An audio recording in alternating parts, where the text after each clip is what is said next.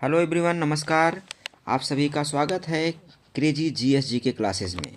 तो फ्रेंड, आज के इस वीडियो में आपको बहुत सारे क्वेश्चन जीके के सॉल्व कराने वाला हूं, तो आप वीडियो के अंत तक बने रहिए।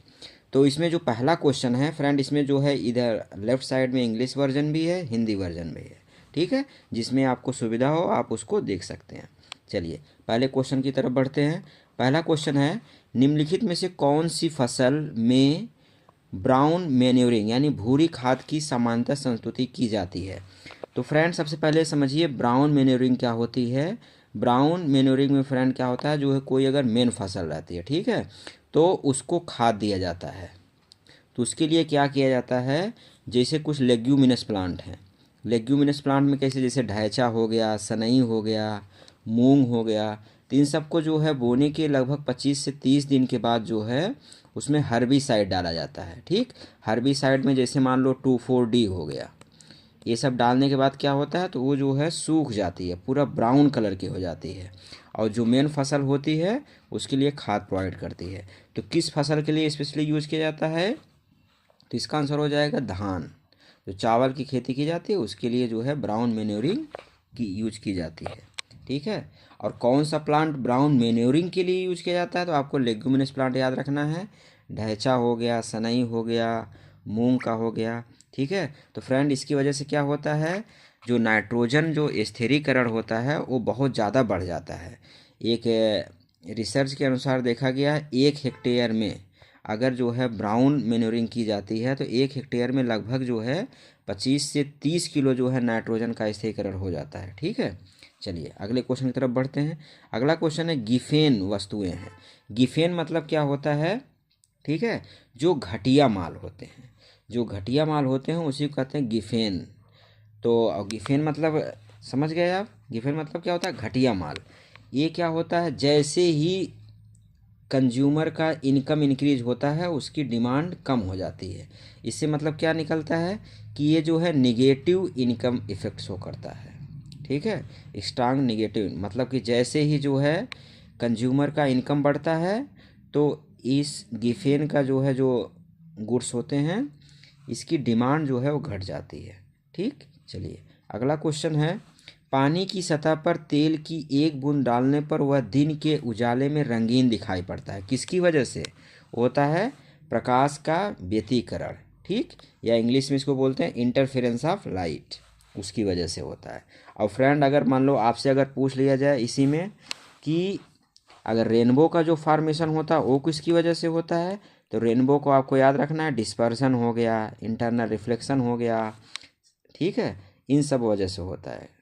तो रेनबो में क्या याद रखेंगे, रिफ्रैक्शन। ठीक है, ये सब पॉइंट।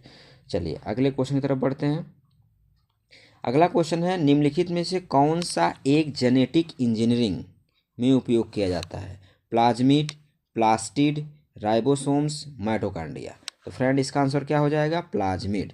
और प्लाज्मिड फ्रेंड होता क्या है, प्लाज्मिड जो है एक प्रकार का स्मॉल सर्कुलर एक्स्ट्रा क्रोमोसोमल जो है डीएनए मॉलिक्यूल होता है। ठीक है, जो मेनली जो है बैक्टीरिया में पाया जाता है, और इसका काम क्या होता है, एज ए वेक्टर की तरह काम करता है। ठीक है, किसी में जो जेनेटिक इंजीनियरिंग में जो है वेक्टर की तरह काम करता है, और ये जो है मतलब ट्रांसफ़र का मतलब मैनिपुलेट या क्लोन, जीन को क्लोनिंग में हेल्प करता है। ठीक, तो इसका आंसर हो जाएगा प्लाज्मिड। प्लास्टिड क्या होता है, इसके बारे में भी जानते रहिए। प्लास्टिड क्या होता है, ये भी किस में होता है, प्लांट सेल्स में पाया जाता है, डबल मेम्ब्रेन बाउंड ऑर्गेनेल होता है। ठीक है, राइबोसोम्स क्या होता है, ये भी सेल के अंदर पाया जाता है, जो प्रोटीन सिंथेसिस में हेल्प करता है। ठीक है, माइटोकॉन्ड्रिया आपको अधिकतर लोगों को पता होगा, ये एटीपी सिंथेसिस के लिए होता है। चलिए अगले क्वेश्चन की तरफ बढ़ते हैं। अगला क्वेश्चन है, किस प्रकार का पिरामिड किसी भी स्थिर पारिस्थितिक तंत्र में कभी उल्टा नहीं हो सकता? ठीक है फ्रेंड, तो आपको याद रखना है कभी उल्टा नहीं हो सकता है, वो होगा, इसका आंसर क्या हो जाएगा, ऊर्जा यानी एनर्जी का जो पिरामिड होता है कभी भी उल्टा नहीं हो सकता। क्योंकि फ्रेंड एक साइंटिस्ट थे, साइंटिस्ट का नाम क्या है, लिंडमैन। ठीक है, लिंडेमैन, लिंडेमैन एक साइंटिस्ट थे, इन्होंने 10% ला दिया था, 10% ला दिया था इसका मतलब क्या होता है, कोई भी, जैसे मतलब पिरामिड मतलब क्या होता है, उसमें बहुत सारे लेयर होते हैं, ठीक है, जिसको क्या बोलते हैं, उसको बोलते हैं ट्रॉफिक लेवल, ठीक है। तो सबसे नीचे क्या होता है, कंज्यूमर होता है, फिर प्राइमरी कंज्यूमर, सबसे नीचे क्या होता है, प्रोड्यूसर, सॉरी, सबसे नीचे क्या होता है, प्रोड्यूसर होता है, फिर प्राइमरी कंज्यूमर, सेकेंडरी कंज्यूमर, इस तरह से पिरामिड बनता है। होता क्या है फ्रेंड, जो लिंडमैन ने 10% एनर्जी रूल दिया था, उसमें ये बताया था जो प्रोड्यूसर्स होते हैं, ठीक है, वो नेक्स्ट ट्रॉफिक लेवल में जब एनर्जी का वो करते हैं, ट्रांसफ़र करते हैं, तो सिर्फ 10% ही करते हैं, बाकी 90% जो है वो वेस्ट हो जाता है। तो इस तरह से इसका सिर्फ और सिर्फ जो है सीधा एकदम पिरामिड बनता है, इन्वर्टेड पिरामिड इसका हो ही नहीं सकता, ठीक। जबकि अदर केस में आप देखेंगे जैव मास या बायोमास में, तो इसमें हो सकता है, स्पेशली ओशियन के केस में देखेंगे, ओशियन जो फाइटोप्लांक्टन की जो बायोमास होता है वो कम होता है, जबकि जू प्लैंक्टन का बहुत ज़्यादा होता है, ठीक है, तो इसलिए वो इन्वर्टेड हो सकता है। संख्या का तो हो ही सकता है, कैसे हो सकता है, जैसे मान लो कोई एक प्लांट है, अब एक प्लांट में बहुत सारे पैरासाइट हो सकते हैं, ठीक है, तो इसलिए संख्या का उल्टा हो गया। चलिए अगले क्वेश्चन की तरफ बढ़ते हैं। निम्नलिखित में से कौन सी फसल सर्वाधिक कीटनाशी का अवशेष होता है, मतलब उसमें जो है पेस्टिसाइड रेसिड्यू बहुत ज़्यादा होता है, ठीक है, तो इसका आंसर है फ्रेंड कपास। कपास के अंदर जो है पेस्टिसाइड रेसिड्यू बहुत ज़्यादा होता है, ठीक, इसीलिए जो है इसमें क्योंकि जो है इसमें पेस्ट का इन्फेक्शन ज़्यादा होता है, तो पेस्टिसाइड ज़्यादा यूज किया जाता है, ठीक। चलिए अगले क्वेश्चन की तरफ बढ़ते हैं। निम्नलिखित में से कौन सा तत्व सभी प्रोटीनों में मौजूद है। प्रोटीन फ्रेंड इसका जो है अगर यूनिट देखेंगे तो क्या रहता है, अमीनो एसिड, ठीक, अमीनो एसिड। अब अमीनो एसिड किससे मिलके बना होता है, जैसे हमने एक एग्जांपल यहाँ पे ऑलरेडी बना के रखा है, ये क्या है, आर्जिनिन। आर्जिनिन देखेंगे इसमें कार्बन भी है, हाइड्रोजन भी है, नाइट्रोजन भी है, और यहाँ पे देखेंगे डबल बॉन्ड ओ के साथ ऑक्सीजन भी है, ठीक है फ्रेंड। तो ये जो है बेसिक, तो इसमें सभी रहता है, मतलब इसमें कार्बन भी रहता है, हाइड्रोजन भी रहता है, ऑक्सीजन भी रहता है, नाइट्रोजन भी रहता है। इसके अलावा फ्रेंड किसी किसी में जो है आपके सल्फ़र भी होते हैं, जैसे सल्फ़र कंटेनिंग अगर अमीनो एसिड पूछ लिया जाए तो क्या होता है, हिस्टिडीन, ठीक है, तो आपको याद रखना है सिस्टीन, जो सिस्टीन होता है सल्फ़र कंटेनिंग अमीनो एसिड, तो आपको ये पॉइंट याद रखना है। इसमें क्या आंसर हो जाएगा, फर्स्ट सेकेंड थर्ड फोर्थ सभी सही हैं, ठीक है। चलिए अगले क्वेश्चन की तरफ बढ़ते हैं। अगला क्वेश्चन है, अधिकतम से न्यूनतम के क्रम में निम्नलिखित प्रांतों को उनकी संविधान सभा में संख्या के आधार पर व्यवस्थित कीजिए, ठीक फ्रेंड। तो आपको इसमें जो है संविधान सभा में जो मेंबर्स होते हैं उनकी संख्या के बारे में आपको पता होना चाहिए, तभी ये कर पाएंगे। तो सबसे पहले जो है वेस्ट बंगाल, जो अगर पश्चिम बंगाल में देखेंगे तो यहाँ कितने मेंबर हैं, 19 है, 19 है। बिहार में कितने हैं, बिहार में 36 हैं। मद्रास में कितने हैं, 49, और मुंबई में कितने हैं, 21, ठीक। तो आंसर क्या हो जाएगा, आंसर हो जाएगा, बताना क्या है, अधिकतम से न्यूनतम। सबसे ज़्यादा जो है मद्रास यानी थर्ड, फिर बिहार सेकेंड, फिर फोर्थ, फिर first, third second fourth first, यानी पहला ऑप्शन इसका करेक्ट हो जाएगा, ठीक। चलिए अगले क्वेश्चन की तरफ बढ़ते हैं। अगला क्वेश्चन है, निम्नलिखित में से कौन सा युग्म राज्य स्थापना वर्ष से सुमेलित नहीं है, ठीक है, राज्य का स्थापना वर्ष। तो फ्रेंड मध्य प्रदेश 1956 सही बात है, क्योंकि एमपी का जो स्थापना दिवस है वो है 1 नवंबर 1956, ठीक। गुजरात, गुजरात का क्या है, 1 मई 1960, ये भी ऑप्शन सही हो गया, ये भी सही हो गया। हरियाणा का 1 नवंबर 1966, ये भी सही हो गया। तो इसमें फ्रेंड ये तीनों सही हो गए, तो इसमें जो आसाम का वाला ऑप्शन है ये गलत हो जाएगा, ठीक। तो इसमें पूछा है कौन सा सम्मिलित नहीं है, तो डी ऑप्शन इसका ये सही हो जाएगा, ठीक। चलिए अगले क्वेश्चन की तरफ बढ़ते हैं। भारतीय संसद द्वारा महिला सशक्तिकरण समिति की स्थापना किस वर्ष में की गई थी, तो इसका आंसर क्या हो गया, 1997, 1997। कब किया गया था? अगर एक्चुअल डेट याद रखना है तो 29 अप्रैल 1997, जब 11वीं लोकसभा की जब बैठक हुई थी, तब उसी के दौरान जो है 11वीं लोकसभा के दौरान जो है ये हुआ था। चलिए अगले अगले क्वेश्चन की तरफ बढ़ते हैं। राज्यसभा के सदस्य निम्नलिखित में से किसके अनुपात में निर्वाचित होते हैं? जो राज्यसभा के सदस्य होते हैं किसके अनुपात में होते हैं? ये होते हैं फ्रेंड राज्य की जनसंख्या। ठीक है, तो जनसंख्या के आधार पे ही जो है राज्यसभा के सदस्य निर्वाचित होते हैं। ठीक है, और अगर ये पूछा जाए किस अनुच्छेद में है, तो अनुच्छेद 80 में लिखा गया है। ठीक है, चौथी अनुसूची में जो है इसके बारे में बताया गया है। तो जितनी ज़्यादा संख्या, मतलब संख्या के डायरेक्टली प्रोपोर्शनल होता है राज्यसभा सीट। जैसे यूपी जो है जनसंख्या बहुत ज़्यादा है, तो यूपी में क्या है 31 सीट दिया है। जबकि गोवा में संख्या कम है, तो गोवा और सिक्किम में क्या होगा, वहाँ एक ही सीट है।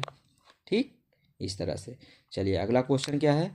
भारत के पहले शीशे के पुल का अनावरण किस राज्य केंद्र शासित प्रदेश में किया गया? ठीक, तो कहाँ पे हो जाएगा इसका आंसर क्या हो जाएगा? तमिलनाडु। और तमिलनाडु में भी कहाँ किया गया है? अगर देखा जाए तो कन्याकुमारी में। एक है समुद्र के ऊपर बनाया गया है। ठीक है, कहाँ से किसको किसको जोड़ती है? एक है विवेकानंद मेमोरियल, ठीक है, वहाँ से लेके तिरुवल्लुवर, क्या नाम है, तिरुवल्लुवर प्रतिमा, उसको बीच में जोड़ती है। ठीक है, और इसका उद्घाटन कब किया गया था? 30 दिसंबर 2024 को इसका उद्घाटन जो है वहाँ के सीएम द्वारा किया गया था। और ये है 77 मीटर लंबा। ये भी फ्रेंड याद रखिए, 77 मीटर लंबा है। ठीक, चलिए अगले क्वेश्चन की तरफ बढ़ते हैं। अगला क्वेश्चन है क्या है?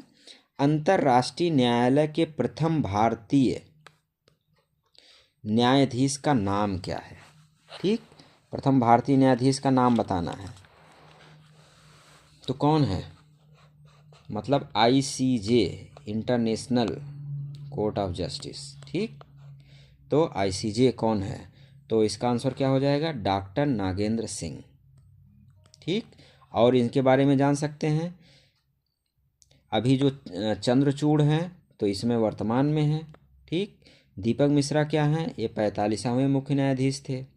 ठीक, चलिए अगले क्वेश्चन की तरफ बढ़ते हैं।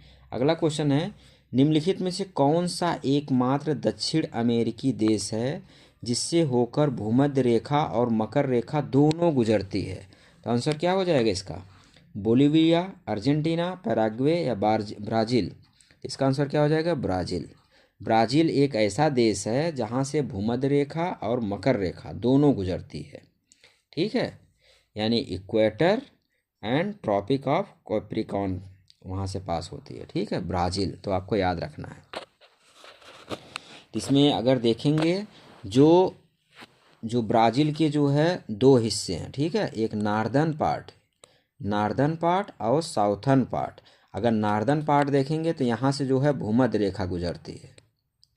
ठीक, और जो साउथर्न पार्ट से यहाँ से कौन सा? मकर रेखा गुजरती है। मतलब ब्राज़ील के जो नॉर्दर्न पार्ट है वहाँ से भूमध्य रेखा और साउथर्न पार्ट से मकर रेखा। चलिए अगला क्वेश्चन क्या है? पूर्वी एशिया के संबंध में निम्नलिखित कथनों पर विचार करिए। पूर्वी एशिया के औद्योगिक विकास में जाकोटा त्रिभुज एक शक्तिशाली महाशक्ति के रूप में उभरा है। बिल्कुल सही। जाकोटा त्रिभुज के अंतर्गत जापान, दक्षिण कोरिया तथा ताइवान सम्मिलित हैं। जी हाँ फ्रेंड, ये भी सही है, क्योंकि जा मतलब क्या होता है? जापान हो गया, को मतलब क्या होता है? दक्षिण कोरिया, और टा मतलब क्या होता है? ताइवान। ठीक, इसी हिसाब से नाम बनाया है। तो इसमें जो है दोनों सही है। कथन कौन सा सही पूछ रहा है? तो दोनों, 1 और 2 दोनों कथन सही हैं। ठीक, चलिए अगले क्वेश्चन की तरफ बढ़ते हैं। किस स्थान पर खेलो इंडिया शीतकालीन खेल 2025 के प्रथम चरण का आयोजन किया गया था? ठीक, शीतकालीन खेल 2025 के प्रथम चरण। आपको प्रथम चरण के बारे में याद रखें, क्योंकि उस समय जो है जो शीतकालीन खेल हुआ था वहाँ पे 2 चरण हुआ था। ठीक है, जो फर्स्ट वाला चरण हुआ था वो हुआ था लेह लद्दाख में। कहाँ हुआ था? लेह लद्दाख में। जबकि जो दूसरा चरण हुआ था वो JNK मतलब जम्मू कश्मीर के जो है गुलमर्ग वहाँ पे हुआ था, ठीक है, गुलमर्ग में हुआ था। ठीक, तो इसका आंसर क्या हो जाएगा, लेह लद्दाख। प्रथम चरण कहाँ हुआ था, लेह लद्दाख में। चलिए अगले क्वेश्चन की तरफ बढ़ते हैं। क्वेश्चन है, निम्नलिखित शहरों पर विचार कीजिए, इन्हें दक्षिण से उत्तर की ओर सही क्रम में व्यवस्था करें। मुंबई, ग्वालियर, उदयपुर, नागपुर। तो मुंबई सबसे जो है दक्षिण में हो गया, ठीक, तो ये फर्स्ट पोजीशन पे हो गया। फिर इसके बाद जो है नागपुर हो गया, ठीक, फिर उदयपुर हो गया, फिर ये फोर्थ हो गया। यानी पहले फर्स्ट आएगा, फिर नागपुर यानी सेकंड, फिर थर्ड, फिर फोर्थ। पहले फर्स्ट, फिर फोर्थ, फिर थर्ड, फिर सेकंड, यानी पहला ऑप्शन इसका करेक्ट हो जाएगा। ठीक, चलिए अगले क्वेश्चन की तरफ बढ़ते हैं। अगला क्वेश्चन है, बोमडिला दर्रा कहाँ पे है। ठीक है, बोमडिला दर्रा कहाँ पे प्रेजेंट है। तो आपको याद रखना है ये कहाँ प्रेजेंट है, अरुणाचल प्रदेश में है। ठीक है, अरुणाचल प्रदेश में है। इसके अलावा फ्रेंड और दर्रा का कुछ नाम याद रख लीजिए। ठीक है, जैसे एचपी हिमाचल प्रदेश में कौन सा है, हिमाचल प्रदेश में कौन सा है, सिपकिला दर्रा। ठीक है, और उत्तराखंड में कौन सा दर्रा है ये भी याद रख लीजिए। उत्तराखंड में कौन सा है, लिपू लेक। और सिक्किम में याद रख लीजिए फ्रेंड, कौन सा दर्रा मेनली जो है, नाथुला एंड जेलेपला। ठीक है, इस तरह से याद रखिए। चलिए अगला क्वेश्चन क्या है, विद्यादान पोर्टल कब शुरू किया गया था। ठीक, विद्यादान पोर्टल कब शुरू किया गया था। तो आपको याद रखना है ये शुरू किया गया था 20 अप्रैल 2020, यानी ये अप्रैल 2020। स्पेशली याद रखिए, अगर डेट याद रखना है तो 20 अप्रैल 2020। ये कब मतलब शुरू किया गया था, उस समय जब कोविड का कोविड का दौर था। तो उस समय क्या होता था, ऑनलाइन ई लर्निंग के शिक्षा को जो है मजबूत करने के लिए जो है विद्यादान पोर्टल शुरू किया गया था। चलिए अगला क्वेश्चन क्या है। अगला क्वेश्चन फ्रेंड 250 का 30% कितना होगा। तो सभी जानते हैं 250 इंटू 30% होगा तो 75 आंसर हो जाएगा। ठीक, चलिए अगले क्वेश्चन की तरफ बढ़ते हैं। प्रधानमंत्री मुद्रा योजना में मुद्रा का विस्तृत रूप क्या है। ठीक है, मुद्रा मतलब micro units development and refinance agency. तो यानी ऑप्शन ए जो है वो सही हो जाएगा। ठीक है फ्रेंड, तो ये क्यों मुद्रा योजना क्यों आई थी, इसमें जो छोटे लघु उद्योग हैं उनके लिए जो है 20 लाख तक का कर्ज देने के लिए, 20 लाख तक का ऋण देने के लिए योजना शुरू की गई है। ठीक है, चलिए अगले क्वेश्चन की तरफ बढ़ते हैं। अगला क्वेश्चन है फ्रेंड, दिए गए प्राप्तांकों के मध्यमान विचलन ज्ञात कीजिए तथा सही उत्तर बताइए। ठीक, तो फ्रेंड सबसे पहले अगर इस क्वेश्चन को, चलिए ठीक है, इस क्वेश्चन को बाद में हम कराएंगे। फिलहाल इसका जो आंसर हो जाएगा, आंसर मैं बता देता हूँ क्योंकि इसमें टाइम लगेगा और आपको भी जो है, इसका आंसर हो जाएगा 2.75। कैसे होगा, तो फ्रेंड्स मोटा मोटा मैं बता देता हूँ। सबसे पहले इसका जो है आपको मीन निकालना पड़ेगा। ठीक, मीन में क्या करेंगे, इसको पहले जोड़ेंगे और टोटल संख्या मतलब 6 7 13 10 23 23 12 34 34 13 47 47 4 51 51 8 69 12 मतलब 72। ठीक है, 72 और टोटल कितने हैं, 1 2 3 4 5 8। ठीक, तो ये हो जाएगा मीन कितना हो जाएगा 9। अब जो है आपको इसका डेविएशन निकालना है सबका। ठीक है, डेविएशन मतलब कि इन सबका 9 से मीन से कितना डेविएशन है। जैसे इसका निकालेंगे कितना डेविएशन आएगा 3, इसका कितना आएगा 2, इसका कितना आएगा 1, इसका कितना आएगा 3, इसका कितना आएगा 4, इसका कितना आएगा 5, इसका कितना आएगा, 1, इसका कितना आएगा 3। ठीक, इस तरह से ये क्या हो गया डेविएशन। डेविएशन कौन सा, एब्सोल्यूट डेविएशन इसको बोलते हैं। अब आपको निकालना पड़ेगा मीन डेविएशन, जो मध्यमान विचलन होता है तो यही होता है। इसमें क्या होगा, जो मतलब जो आपने एब्सोल्यूट डेविएशन है इनका योग अपान जितनी संख्या है उसको कर देंगे। अब इसको जोड़ेंगे, ठीक, 3 2 5, ठीक, 3 2 5 6 6 3 9 9 4 13 13 5 18 18 1 19 19 3 22, ठीक, कितने हो गए हैं 22, और टोटल कितनी संख्या है 8। तो इसको जब सॉल्व करेंगे तो कितना आ जाएगा 2.75। ठीक है फ्रेंड, चलिए अगला क्वेश्चन है 2013-14 से 2023-24 तक भारत के निर्यात में उल्लेखनीय वृद्धि दर्ज हुई कितना। तो इसका आंसर कितना हो जाएगा 67%। ठीक, चलिए अगले क्वेश्चन तरफ बढ़ते हैं। भारत के चुनाव निर्वाचन आयोग ने डिजिटल वोटर आईडी कार्ड यानी EEPIC कब प्रारंभ यानी लॉन्च किया। ठीक है, तो इसका आंसर क्या हो जाएगा 2021 में लॉन्च किया था। ठीक,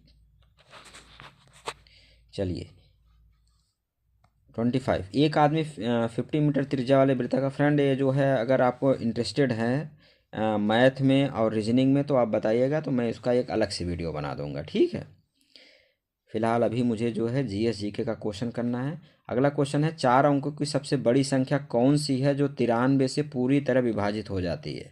तो फ्रेंड इसमें ध्यान देना है 4 अंकों की सबसे बड़ी संख्या क्या होती है। अगर पूछा जाए तो 9999 है। अब ये कह रहे हैं 93 से पूरी तरह डिवाइड हो जाए।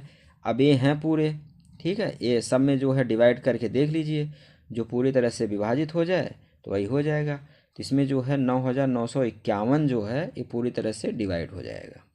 ठीक, इसके ऊपर वाले जो क्वेश्चन में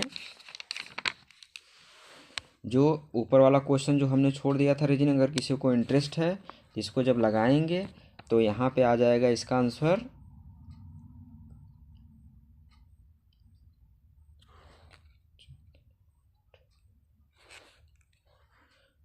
इसका आंसर आ जाएगा 2 सही 3/4 घंटे। ठीक है, अगर आपको इंटरेस्ट है तो इसको अलग से मैं बता दूंगा। चलिए अगला क्वेश्चन है अंग्रेजों द्वारा लाई गई नीति अधोमुखी रिसाव सिद्धांत किस तंत्र से संबंधित थी, यानी डाउनवर्ड, क्या बोलते हैं, the downward filtration theory was related with which mechanism. तो फ्रेंड ये था शिक्षा का। ठीक है, इसके बारे में थोड़ा जान जाइए कि अंग्रेज़ों के ज़माने में जो है उनका एक मत था कि भारत में जो है आबादी बहुत ज़्यादा है और उनको पूरे को आप पढ़ा नहीं पाएंगे। ठीक है, पूरे को हम पढ़ा के उसका खर्च जो है बहुत ज़्यादा होगा, उसका वहन नहीं हो पाएगा। तो उन्होंने क्या किया कि उनका कहना था कि कुछ जो है जो बड़े लोग हैं समाज के उच्च स्तर और मध्यम वर्ग के जो हैं उनके छोटे समूह को जो है पढ़ा दिया जाए, तो धीरे धीरे जो है वो आगे को जो है उसको बढ़ा देंगे। उसकी वजह से क्या होगा कि वो रहेंगे भारतीय, लेकिन उनके अंदर जो है जो वेस्टर्न जो पढ़ाने का हो, पढ़ाने की वजह से क्या होगा उनके अंदर वेस्टर्न कल्चर डेवलप हो जाएगा। तो यही सब है। ठीक है, तो इसका आंसर याद रखिए अधोमुखी रिसाव सिद्धांत किस तंत्र से संबंधित थी, शिक्षा के। चलिए अगले क्वेश्चन की तरफ बढ़ते हैं। स्वराज के पक्षधर किसी वैज्ञानिक ने कहा था विज्ञान प्रतीक्षा कर सकता है पर स्वराज नहीं कर सकता। वह राष्ट्रवादी वैज्ञानिक कौन था। ठीक, तो इसका आंसर आपको बताना है। इसका आंसर क्या है, प्रफुल्ल चंद्र राय। ठीक है, अब यहाँ प्रफुल्ल चंद्र राय यानी सिंपल में दिया सर PC रे। ठीक है, क्या है, प्रफुल्ल चंद्र राय PC राय। ठीक है, तो आपको इनका और दूसरा नाम आप याद रख लीजिए, इनको कहा जाता फादर ऑफ इंडियन केमिस्ट्री। ठीक, चलिए अगले क्वेश्चन तरफ बढ़ते हैं। निम्नलिखित में से कौन सा राजवंश अपने संगठित स्थानीय प्रशासन के लिए प्रसिद्ध था। कौन सा राजवंश अपने संगठित स्थानीय प्रशासन के लिए प्रसिद्ध था। तो जो चोल वंश के राजा थे, स्पेशली चोल वंश, ठीक है, जो चोल राजवंश है, और उसमें जो है कोरोमंडल क्षेत्र के जो चोल रहते थे वो बहुत ज़्यादा फेमस थे अपने संगठित स्थानीय प्रशासन के लिए। ठीक, चलिए अगले क्वेश्चन की तरफ बढ़ते हैं। अगला क्वेश्चन है फ्रेंड, निम्नलिखित घटनाओं पर विचार कीजिए तथा इन्हें सही कालानुक्रम में व्यवस्थित कीजिए, सबसे पहले से लेकर अंतिम गतिविधि तक। ठीक है, तो इसमें बहुत विरोध दिए हैं चारों, तो इसमें आपको ईयर पता होना चाहिए तभी आप कर पाएंगे। जैसे इसमें जो है संथाल विद्रोह, जो संथाल विद्रोह हुआ था वो हुआ था 55-56, मतलब 1855 से 1856। ठीक, याद रखिए। कौल विद्रोह कब हुआ था? 1831 से 1832। ठीक, पवना विद्रोह कब हुआ था? 1873 से 1876। और मपिला विद्रोह कब हुआ था? 1921। ठीक, तो यानी जो है इन्हें क्रम में लगाना है, तो फोर्थ जो है सबसे लास्ट में, मतलब कि लास्ट में हो जाएगा। ठीक, ये तो लास्ट में 1900 में है। और सबसे पहले कौन हुआ था? सबसे पहले होगा सेकंड, कौल विद्रोह। ठीक, यानी इसका ऑप्शन जो है फर्स्ट जो है वो सही हो जाएगा।